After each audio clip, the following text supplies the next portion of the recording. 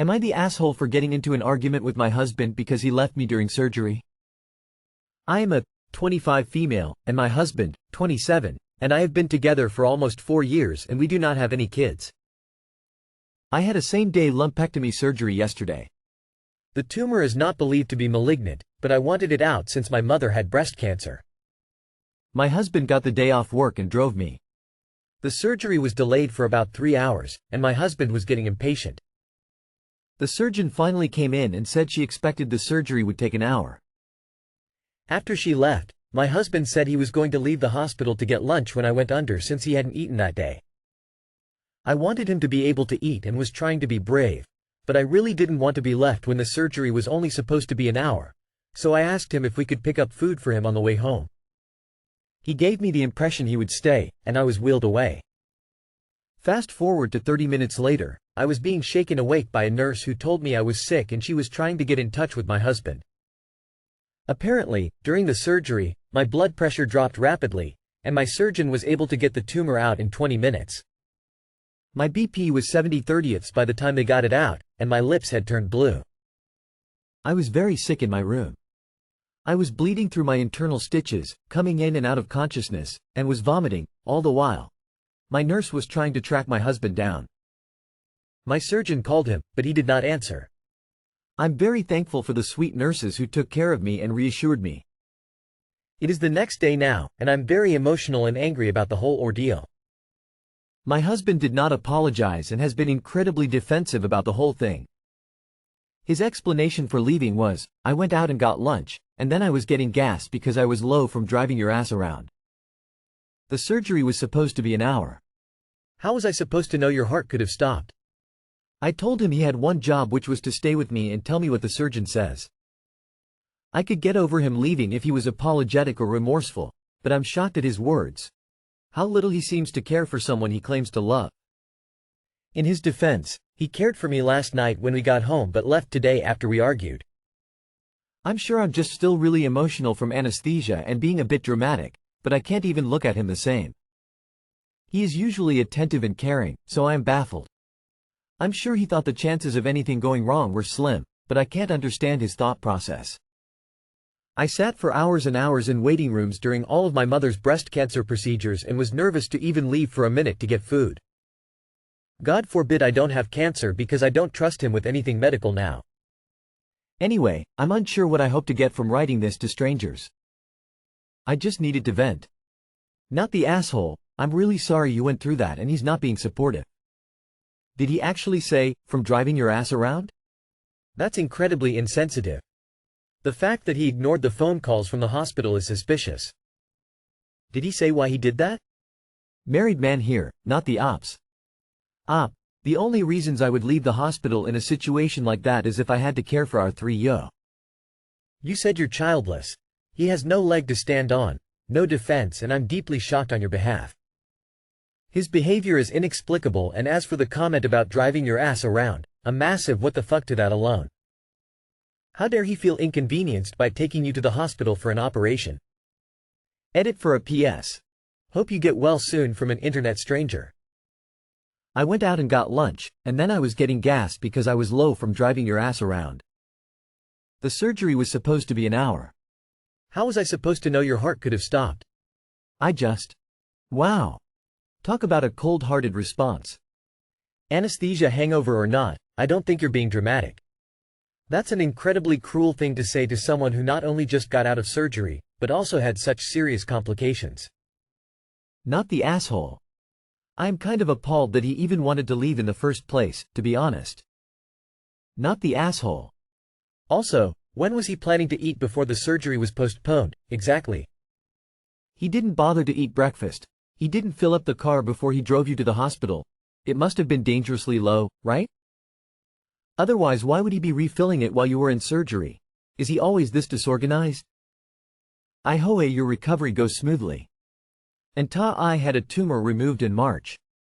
My friend drove from 2 towns away, picked me up, waited with me from 8 a.m. to 3 p.m. when my surgery was delayed, stayed the entire time, was with me in recovery. argued with the nursing staff that was trying to send me home with 0 pain meds because there wasn't a prescription for any, and drove 45 minutes at 10 p.m. to the only 24 hours pharmacy in my state and got me home at midnight. My friend did this. Your husband is awful and this is grounds for divorce. In sickness and health. He cannot be trusted in an emergency. Don't waste your life on someone who values you so little. I'm so sorry you have to go through this and I hope your results will be benign. Am I the asshole for being mad about my nephew beat cancer? Edit. I'm not sure about giving this edit at first, but some people missed the point about them ignoring him. The ignore is them not talking to my son at all after the quick 2 minutes, happy celebration they gave to him. They didn't make any eye contact with him. It makes him nervous to talk first, as they acted like he's not there. If you ask, why didn't I start the conversation and instead go quiet? I was sad my son only got 2 minutes attention, a hand and back rub, that's it. I was too busy with my thought and I don't know. They seemed so happy, I just couldn't bring the topic about my son into them. And it is not like I don't let them to be happy and celebrated what my nephew deserves. They already did 2 celebrations before they came to visit. A celebration for achieving remission and celebration for the bell rang. The documentations are there on the family chat group. I congratulate them and I'm happy for them. When my nephew first diagnosed, my sister asked me a lot of questions. The cancer type are different, and I'm very happy to answer and helping when I can. Was it too much if I expected that dinner to be my son's turn to get the attention, recognition and love? Lastly, many of you assumed it is a jealousy, because my nephew is now in remission, but my son has not. It is one factor, but what I feel isn't really about the cancer or jealousy of his remission. Rather, it is the sadness because my son wanted to build a relationship with my parents, my siblings and his cousins. They only met each other in person twice. They don't have the strongest bond, but my son loved them dearly. It is a sadness because that desire is not achieved. I understand we are far away. They are closer, and of course they are already comfortable with each other and know each other so well. But we just want to try. My son just wants to try. That's pathetic when I know that they don't have any effort to be closer to us, but I still hope they will shower my son with love that he actually deserves to get. My son recently discharged from a long hospital stay, 5 months. He was having emergency heart surgery due to ruptured aortic dissection. Rare occurrence in children. They were actually kind of shocked when they found out what's going on. The surgery was 15 hours long, because he was bleeding all night long, almost died. He had bleeding disorder, also extremely low platelet at the time. And the recovery was very tough. He got infection back to back, sepsis to septic shock and other problems, almost died again, put him on ECMO and ventilator, and stayed in the ICU, from post-surgery day to 2 weeks before discharge. In another hand, one of nephew recently kicked cancer $1. We are so proud and grateful. Even though it doesn't mean it's all over, but we are happy with this news. As info, my son is also battling cancer. It's been 4 years, and he's not in remission yet, not a sinky time. And we probably would never. He's still on the battle. Last night, we were out for dinner, together. There was me, my son, my husband, all my family members. They just arrived a night before, from my home country. It is a holiday time for schoolers there. So that was our first dinner together. I brought up about my son just been discharged recently, after facing a big battle. That was how I phrase it. They were so happy and my son as well. He's still weak, in pain here and there, but he's overall stable, so he can be with us. Then, my sister suddenly said, and, my nephew, just beat cancer, and clapping her hands. My family turn away from my son so fast, congratulate them. I don't know. I'm happy for them, for my nephew. But I'm sad. I can see my son forced his smile seeing them. I just hurt. I'm probably a bad person. It is not really about the attention, I don't know how to explain. I hope any of you understand. I was quiet through the dinner, majority of the time. I barely smile. My parents noticed and they seemed not liking my behavior, I know them too well. They were talking about my nephew's cancer treatment in Singapore and their experience there. No one talked to my son. After dinner was over, my mom confronted me through texts, saying how can I have that kind of attitude? Why am I mad about my nephew beat cancer? I told her I wasn't. Apparently, I vomited my true feeling about the situation to her. She called me an asshole and I just don't like seeing my family being happy. And that I should grateful, at least my son isn't die. My sister blocked me. But my other siblings turned out be on my side. Am I the asshole? Two things can be true at once. You can be happy for your nephew and sad for your son. I think there's a lot of high-intensity emotions going on right now in your family and no one is thinking clearly about the situation. Life's the asshole for giving kids cancer. Edit, no assholes here just for the record.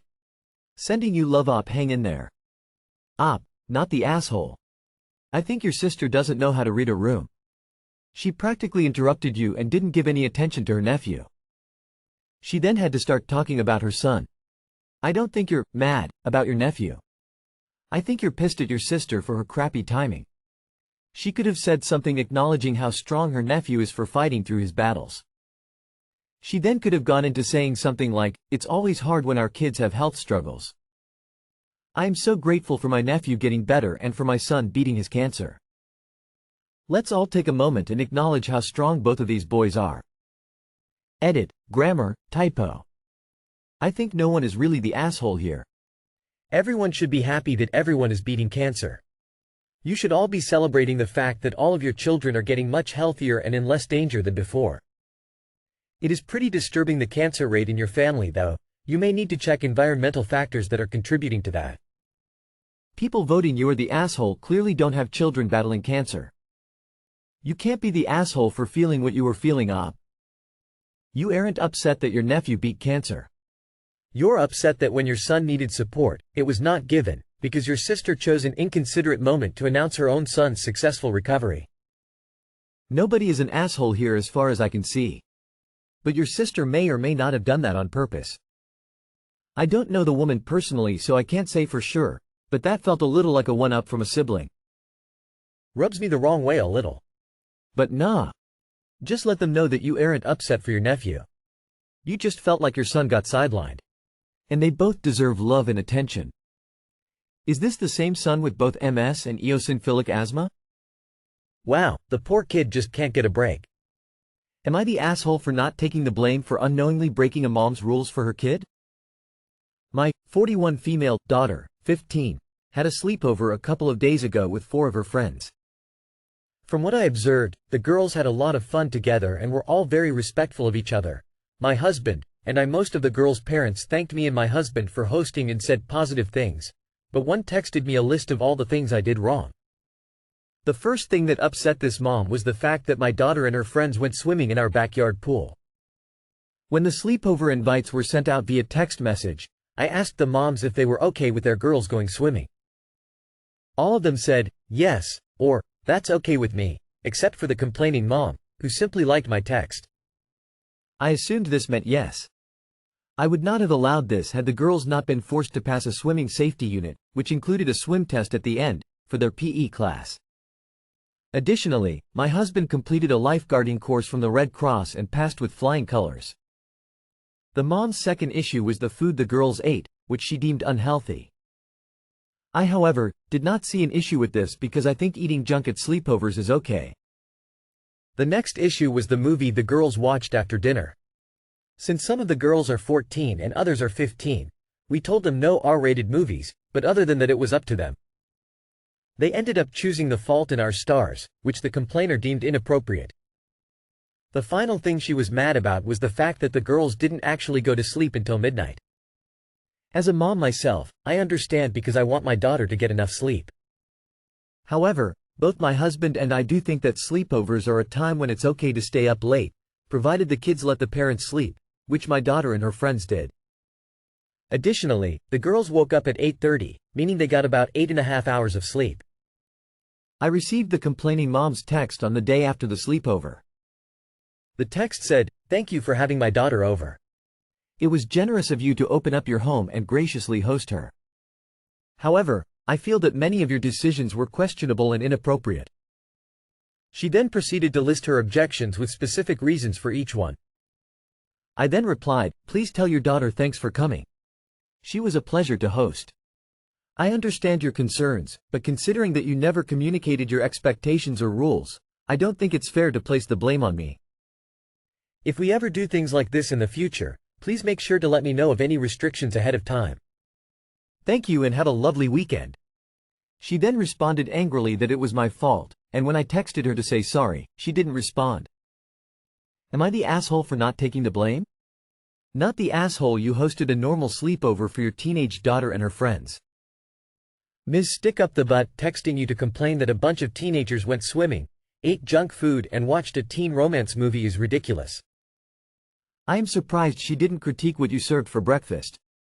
She is in a rude awakening when her daughter turns 18 and goes to university.